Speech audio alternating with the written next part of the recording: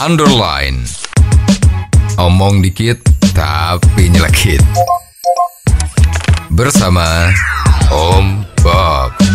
Temukan di channel YouTube Om Bob Indonesia.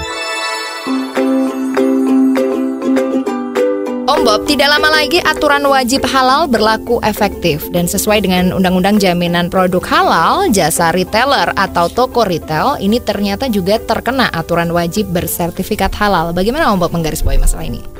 Sertifikasi halal itu sudah sejak lama ya, itu menjadi bahan pembicaraan. Ya, kok sepertinya itu masalah sertifikasi halal di Indonesia ini nggak beres-beres. Saling terjadi tarik ulur atau ada banyak kepentingan yang di dalam sana. Terakhir ini kan baru saja keluar edaran. Kalau kemarin itu segala makanan minuman yang dijual itu harus wajib sertifikasi halal, yang kemarin menjadi geger karena ada wine, ada bir, kok mendapat sertifikasi halal ya. Jadi ini kan definisi halalnya itu menjadi polemik tersendiri ya. Nah sekarang ada edaran kalau toko-toko atau warung-warung retail itu artinya eceran ya. Ya kalau retail yang modern yang gede kan udah tahu kan, yang belakangnya pakai Mart itu ya, itu harus punya sertifikasi halal. Jadi gimana? Jadi toko-toko yang retail pengecer itu harus punya sertifikasi halal. Jadi artinya apa? Ya barang-barang yang dijual itu harus halal. Kan repot. Ya jadi ini definisi toko retail harus ada sertifikasi halal itu aneh. Ya di dalamnya itu ada disebutkan salah satunya ya, itu bahwa kalau toko retail itu menjual barang-barang yang banyak jenisnya, ada yang halal, ada yang non halal, maka lokasinya harus dipisah. Maka petugasnya yang jualan, yang melayani itu juga harus dipisah. Kalau yang sudah melayani yang non halal, dia tidak boleh melayani yang halal. Ya, alat-alatnya misalnya timbangan-timbangan itu yang dipakai untuk non halal nggak boleh dipakai untuk halal. Karena takut terjadi kontaminasi. Ya, ini bikin repot. Ya, perusahaan-perusahaan retail itu kan bagaimana ya? Ya, semua barang yang dijual itu juga belum tentu ada sertifikasi halalnya. Masa sekarang kalau dia jual lombok itu ada sertifikasi halalnya enggak? Ya, karena kalau mau lihat itu kan bungkusnya pakai apa? Ya kan? Nah, pada saat daging yang dijual kan kita juga nggak nyelidiki apakah pada saat pemotongan itu dia pakai proses yang halal atau tidak.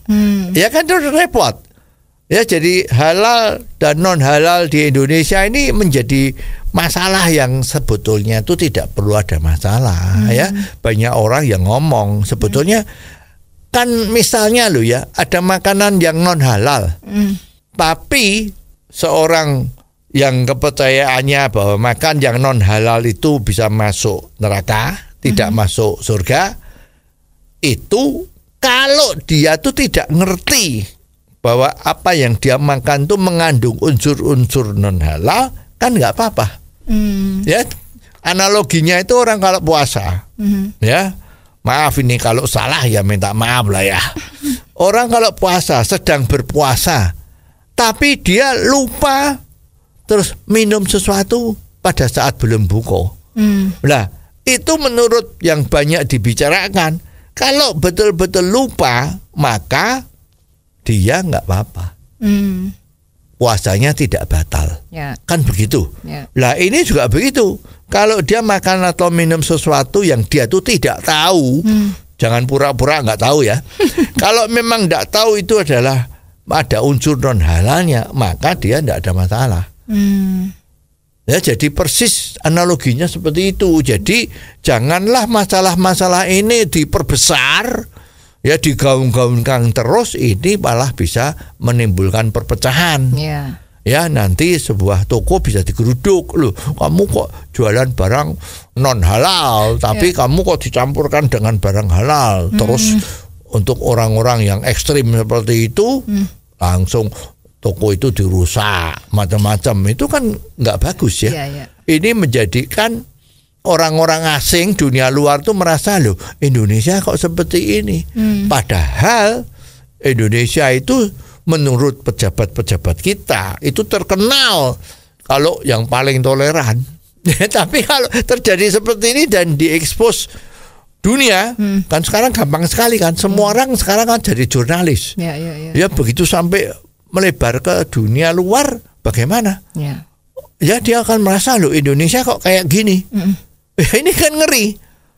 Ya nanti investor nggak mau masuk kerja di sini, nggak mau buka pabrik di sini, bagaimana? Ya kan rakyat kita yang menderita.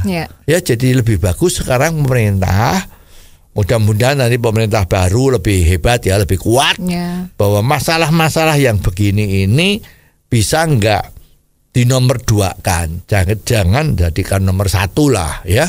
Yang nomor satu adalah pembangunan di Indonesia, ekonominya harus stabil dan maju, rakyatnya supaya tingkat kecerdasannya itu makin naik.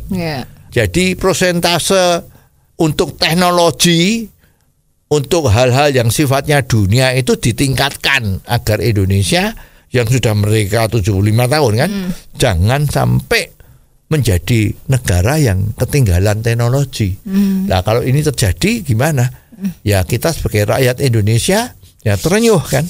Semua orang kepengen sebelum meninggal itu melihat Indonesia yang hebat.